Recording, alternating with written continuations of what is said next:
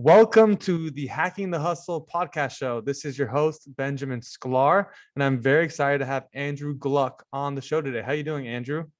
I'm great. I'm excited to be here. Awesome. So for those listening, a little background on Andrew. Andrew is the current founder and GP of IrrvrntVC, which is an early stage fund investing in next-gen commerce, ad tech, and DTC companies. Over the past decade, he's managed over $2 billion in ad spend on platforms like Facebook, Google, Snapchat, Pinterest. And he co-founded in 2014 an ad agency called Agency Within, which is now called Within, which grew to be the largest independent digital marketing agency in the US. So really excited to have Andrew on the show today to talk about his background and why he's currently raising a fund. So Andrew, welcome to the show. Thank you. That was an awesome intro. I gotta bring you everywhere with me to just make that intro to everyone. Well, that's my job as the host. Fair enough. Fair enough. Let's kick it off. Tell us about your background and how you got to where you are today. Yeah. So my background, I went to school, studied economics, also studied some other things, but really loved kind of the marriage of math and psychology and human behavior, and so that's why economics was really interesting to me. Straight out of school, I worked at a small B2B company, and this was 2011 actually. And was owning paid digital for them pretty quickly. The team, there didn't really have a background in it. They were looking to hire someone to take it over. Learned Google advertising, paid search, Bing advertising. This is back in the day when there wasn't as much information as there is nowadays. Not all the gurus and courses online. I remember taking out a giant 400 or 500 page book. Thank God it was paperback, but it was giant textbook almost. Used to read that on the subway, learning about match types and ad creative and click-through rates and everything like that. So spent about a decade in the digital space, did that. Then I worked at Quidsy, which is an Amazon subsidiary, ran performance digital marketing, so digital customer acquisition for diapers.com, which was the flagship site, and then for wag.com, their pet site. Did the same thing, owned digital customer acquisition at the Vitamin Shop, and they were a $100 million e-com biz, plus they also had 900 stores nationwide. So it was really interesting to learn about online and offline, about how if you get customers to shop both, they end up being better customers. You bring in customers on one channel, you get them to cross shop from offline to online, buy in store, pick up, or buy online, pick up in store, buy in store, get shipped to your house, all these different methodologies to really bring that value prop to the customer. And then in late 2014, left Vitamin Shop, co-founded a digital marketing agency called Agency Within, as you alluded to and mentioned. Grew to be the largest independent digital marketing agency in the US, managed billions of dollars in spend on these platforms like Google and Facebook, Instagram, Snapchat, Pinterest, OTT, content, everything else, direct mail, and worked with a lot of venture capital backed brands and then also a lot of enterprise brands. So on the VC side, worked with brands like Coop, Rothy's, Bandier, Zola, Lola, Helix Sleep, Trade Coffee. And then on the enterprise side, brands like Intuit, Shake Shack, Spanx, Etsy, and then of course Nike.com, running performance marketing for them in North America. Did that for about 4 years, had a successful exit in 2018. And then at the time was trying to figure out, what I wanted to do next in the space. Realized that there were things that I loved at the agency and there were things that I didn't love at the agency. And so wanted to find the parts that I loved and do more of that. And that was really focused on the early stage startup space. Really loved working with founders and founding teams who had this passion and energy and ambition to just go get it every day, right? Get from that 0 to 1, find product market fit, and then scale the heck out of it. So started doing some investing, a little bit of advising the space. Ended up over the next 2.5, 3 years doing about 25 direct investments as an angel, including some breakout hits along the way, like Lunchbox, which is like a Shopify for restaurants. So it was the first check in there, so first investor. Advised them, and they've since gone on to raise a pretty large Series A. So that was their pre-seed round. They raised a seed round, then a Series A, and already coming up on starting to go out to raise a Series B soon. Invested in Caraway, which is a direct-to-consumer kitchenware brand that if you're on Instagram and you haven't seen an ad yet, you're probably the only one. They're growing tremendously quickly. Invested in Branch Furniture, who was originally focused on office furniture and selling B2B. They were always going to launch D2C, but then with the pandemic, they pivoted into launching that way more quickly, crushed D2C, now crushing D2C and B2B, and what they're doing there is amazing.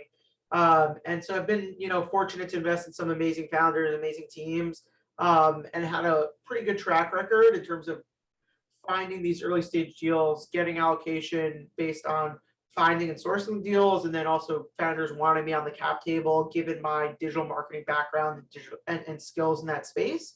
And so off of that strength, went out and raised a fund, still raising a fund, but raised a fund through AngelList rolling funds, where I'll be doing the same thing, investing in the earliest stages in kind of three core areas: in direct consumer, ad tech, and next gen commerce, and focused on just increasing the impact, increasing the check size, 150K to 350K check size, doing 2 to 3 deals per quarter, and just excited to go after it. Incredible. What a story. What a background. What's it like right now raising a fund? What challenges are you facing? Sure.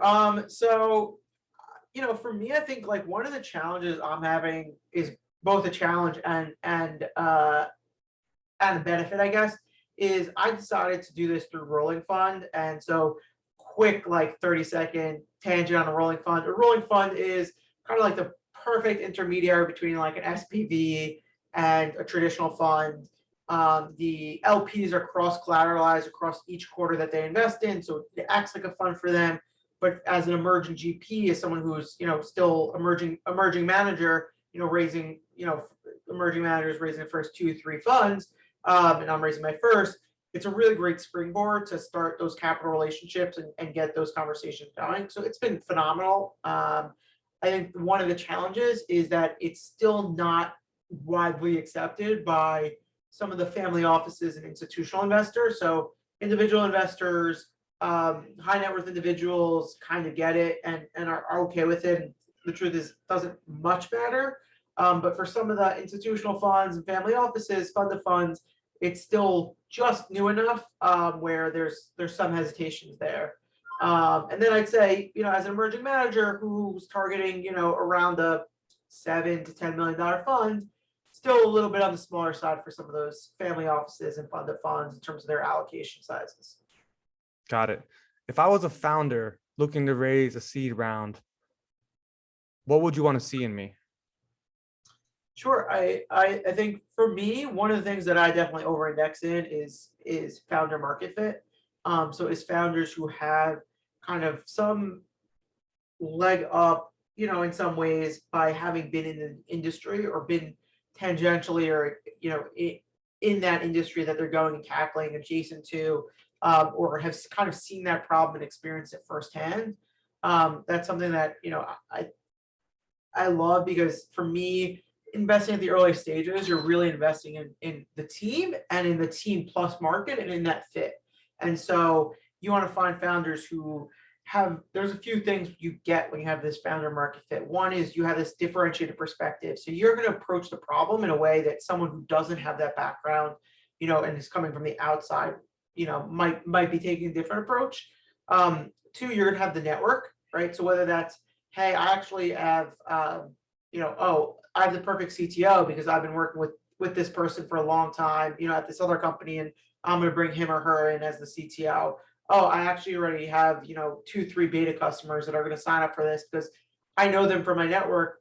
We were in the same position at different companies and they were experiencing the same issue, same problem. And so I know it'll be very, easy for me to start selling into those places. And that kind of just kickstarts you and gets you going versus sometimes, listen, you got to start somewhere, right? And there's plenty of, first-time founders who don't have background and experience in industry who have tremendous success.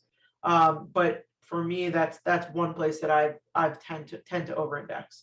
And I think you can kind of substitute traction for that, or research and obsession about the problem for that founder market fit. But if you can kind of get all of them, if you have founder market fit, you're obsessed about the problem, and you have some traction kind of showing that growth already, and that's where the magic happens. What lessons have you learned these past few months trying to raise a fund that you wish you knew before you started? One that's like is still really hard for me to internalize is that having a anti-portfolio. So anti-portfolio, for those that might not know, is kind of the companies that you've passed on that have gone on to be really successful. That having an anti-portfolio is actually just is a position of strength. It's a signal. It's a good signal, not a negative signal. Meaning, it means that when you are seeing better and better deals, that your deal flow is getting better. Yes, take some learnings from, hey, I missed this. I didn't see this about this founder that is clearly there. This grit, determination about the founder, about the market, about their approach, whatever the case may be. It's I think the quote is attributed to Buffett. It's investing is a no called strikes, sport, meaning you don't lose out on your misses on passing on deals. This actually, I think, comes from Harry Stebbings, 20VC, where he said, that if you're in this industry long enough, your misses are going to way outweigh your hits, right? Because if you're looking, the classic trope is you're looking at 1,000 deals a year, and then you're really burrowing down into maybe the top 50 and then investing in the top 10 of those. So even of the 50 that the 40 that you passed out of those, forget about the other 950 that you didn't even really burrow down into. There's going to be some winners there because you saw something that, made you take a meeting, that made you, go back and forth, maybe communicate async with the founders. So you're gonna misses are kind of a good attribute and not a negative. Obviously, again, try to learn from them, but that's something I think as a emerging manager that's been challenging to internalize, and especially someone who who's pretty competitive and likes to win. It's been a lesson that I'm still learning, I would say. Interesting. I want to learn about the conversations that you're having with investors. Let's say I was an investor and I had an extra 100K or $1 million to invest, and I was considering putting it in the stock market, NFTs and crypto, a real estate deal. And then someone introduced me to you, Andrew, and you came to my office and you pitched me why I should give you my money. What do you say? What's your pitch? Yeah, I think first of all, I do think, everyone should have exposure to all the kind of asset classes that you mentioned, right? And everyone's in a different financial position to start with. But let's just say that someone has X disposable, disposable income or investable income net worth that they're looking to invest, right? And you want to be kind of differentiating your approach. And real estate's a great asset class to get exposure. It's backed by hard assets. There's really favorable tax advantages to it. It's generally a cash flowing asset, so you're going to get dividends along the way. At the same time, like you should have 5 to 15% of your of this investable income net worth into some of these alternative in asset classes, alternative investments. Those could include crypto, which includes NFTs, includes Bitcoin, Ethereum, and Solana coin, other coins as well. You should have exposure to potentially to hedge funds and potentially also to VC. I think the asset class of VC, to me, the beauty of it is, and this is one of the most important things to learn, is asymmetric upside. It's all about the power laws, right? You can invest.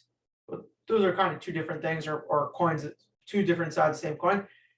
Asymmetric upside, meaning when you invest in VC, you can lose your capital, but the upside is tremendous. There's stories of 50, 100, 1,000x, right? And you generally don't get those same types of results in other asset classes, in real estate, for example, or in the stock market, right? And In the stock market, people talk about 10 baggers a lot, 10xing, and those are phenomenal returns to get in any asset class. But in VC, you're really looking for outliers, and outliers are generally ones where you're getting 50 to 100x plus returns. And so that's something that you generally don't see in the other asset classes. You see it now in crypto and in NFTs, and there's a lot of craziness there. And I have exposure in the space, and I recommend people have the exposure in the space as well. And then if you're looking at gaining exposure and investing in VC as an asset class, there's a few different ways to do it, right? And one is as an angel, investing directly yourself. One is investing in a fund. One is investing in deal by deals and syndicates, and they all have their advantages and disadvantages. I think it really kind of depends on what you're looking for. I think I had a conversation with another emerging manager, and we coined together this term, emerging LPs. There's a lot of LPs that are actually emerging off of the scene in terms of trying and starting to get exposure to the asset class. And I think you have to rank kind of what are you trying to do. One is all about returns. One is about learning. One is about networking. And then there's other things that are kind of tangential to that. One is supporting friends, family, ideas that you believe in, founders that you believe in, right? So, and for most people, it's not one or the other. It's kind of a combination of all of them, right? Are you an executive at a late stage company who, by investing in a fund that focuses on this company, focuses on your industry or your sector, but at the earliest stages, are you just, yes, you want to make money and get 20, 30, 40% IRR off the fund, which would be amazing, but it's really about, hey, I want exposure and I want to be learning about this, and I want to network with these founders and connect, so that I could bring some of those ideas back to my company, potentially acquire those companies, partner with those companies, right?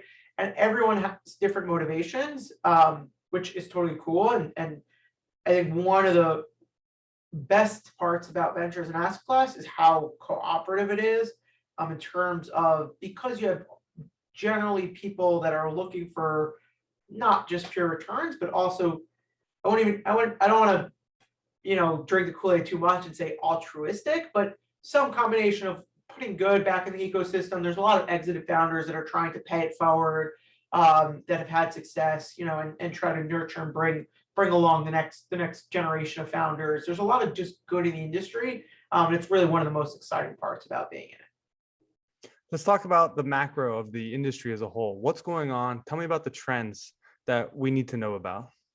Yeah, I mean, the number one trend is the valuations, right? The valuations are, going up. Some would call them obscene. Some, I think, there was a fund of funds, Elizabeth Beezer Clarkson. So she's Elizabeth. So she was saying, spicy valuations are getting really spicy. And I think there's, multiple reasons for that. One is the exits are larger than ever, right? So when looking at companies staying private longer, but also just the markets are growing and are way larger than we as as underwriters of these businesses, as VCs thought that they might be. So where typically funds would underwrite 500 million, $1 billion outcomes, it's these big outcomes. Now funds are underwriting 3, 4, 5 billion, 10, $25 billion outcomes as potential exits. And you're seeing that, right? You're seeing that with Stripe's worth, 100 billion, SpaceX is worth over 100 billion. There's a bunch of others staying private longer than ever. And so when you have that, then you have at the macroeconomic level, interest rates are basically zero. So you have tons of money and tons of capital that are trying to find places to go, and venture is an attractive asset class given the return profile of what it's been. And then you also have some really awesome stuff on the like early stages side in terms of just the technology, the education and information and access that founders have, and network that founders have at the earliest stages to kind of, yes, people used to invest, at seed valuations of, $2 to $3 million, but those were companies that, were barely incorporated. Now, when companies are going raising a $2-3 million seed round, at a 10, 12, 15, $20 million valuation, they've gotten much farther, right? They've launched that, they've built and launched an MVP. Maybe they don't have, product market fit yet, but they've launched an MVP versus, what used to be called the seed stage is really sliding to like pre-seed, incubation, friends and family rounds. And so between what's going on with AWS, between no code, low code, proliferation of talent, the ability to connect with anyone online, I wouldn't say startups are easy by any stretch of the imagination, but getting to a product and building a product has never been easier. And so you don't have companies that are necessarily going out and raising just on, a deck or just on a whim of, hey, like we're founders and we're focusing on this market. It's like, we're founders, we're focusing on this market. We launched and tested this MVP. Here's our, LTV, here's our CAC, here's our go-to-market strategy. And it's, they've thought about and obsessed research and launched a product on, a couple, 25, 30, $50,000 of their own money, of friends and family. And I know not everyone's privileged to be able to do that, but and that's what's pushing up these valuations in a lot of ways too. Got it. Tell me about your investment strategy. What's your vision for the future? Yeah, I go back to being the best version of yourself. It's one of the things that I think I think one other way people talk about it is, delegate your weaknesses and double down on your strengths. I think for me, it's focus on the areas where I can source well, diligence well, and add value. And for me, that's direct to consumer, just given my background, seeing 100 different companies in the space intimately and running their marketing. Ad tech, spending $1 billion, $2 billion, $3 billion online in the space over the past 10 years. And next gen commerce, just constantly thinking about e-commerce, what's wrong with it, how to make it better, how to grow it. And that's where my network is, right? And that's where I've kind of planted a flag and where a lot of my cold inbound comes from in the space of, oh, hey, I know you've thought a lot about D2C. Oh, hey, I know you're invested in Caravan House and Cheeky and all these direct to consumer companies, or, oh, I saw you're invested in Markpipe in the ad tech space, or call commerce in the next gen commerce space. And so I just need to be the best version of myself, which is still focusing on the early stages, over indexing on this founder market fit, over indexing on, really just finding the best teams in these spaces and just kind of continue to do that. I think for me, the goal with this fund is to prove out, I think, again, it's paper, markups are insane, but I've proven that, I have access to great deal flow. I have the ability to pick well, get allocation into great companies, help them get to the next stage, be a little bit of part of the journey. It's all the founders, founding teams, employees. I don't take anything away from them, but help a little bit along the way. Proven that as an angel. Now it's time to prove that as a fund, see that can kind of stretch and grow with larger check sizes, larger, involvement. And then, kind of just grow from there in terms of, the idea is still continue to focus on the early stages, still focus on these kind of core areas, but see if I can kind of grow. And right now, one of my, friends in space, he said, they just announced their fund too. Like they've grown, now they're not just a fund, they're a firm, right? Like that's the goal. Right now it's a fund and I'm raising a fund, right? Then you have to build a firm, right? And building a firm is a whole other thing. And that's almost like building your own startup within the space, right? In terms of relationships, capital relationships, LP relationships, founder relationships, other co-investors, upstream investors, downstream investors, and really building that. And that's like, kind of the next iteration and phase of what, I'm trying to do. Sounds like you have your head on the swivel and you know what's going on. If someone's listening and they want to reach out to you and talk about your fund, how should they go about doing that? Yeah, everyone's always, welcome to submit as founders. You could submit at IrrvrntVC. There's a, form to submit, or you can email me as a founder, Andrew@IrrvrntVC.io. Don't email me and ask me if you could send the deck. Just send the deck and I'll take a look. And then if you're an LP interested in learning more, reach out, Andrew at Irrvrnt.com. If you're co-investor, look at similar spaces in similar stages, would love to connect and chat. If you invest at later stages, I have plenty of portfolio companies to send your way, give me some markups and everything else. But always excited to chat with other investors and learn from them and exchange ideas. So feel free to reach out. I'll give a personal testimonial. I, as a former founder, reached out to Andrew, and he really gave me his honest opinion and critical feedback with my startup journey. So I really know that you know what you're talking about, and any founder would appreciate and be lucky to have you on their team. So before I go, Andrew, before you go, I'm going to ask you my signature question, which is, if there was one thing you could do to improve this world, what would you do and why? That's a great question. I think there's a lot of challenges in the world right now. Unfortunately, same time, I think the world has gotten a lot better in a lot of ways.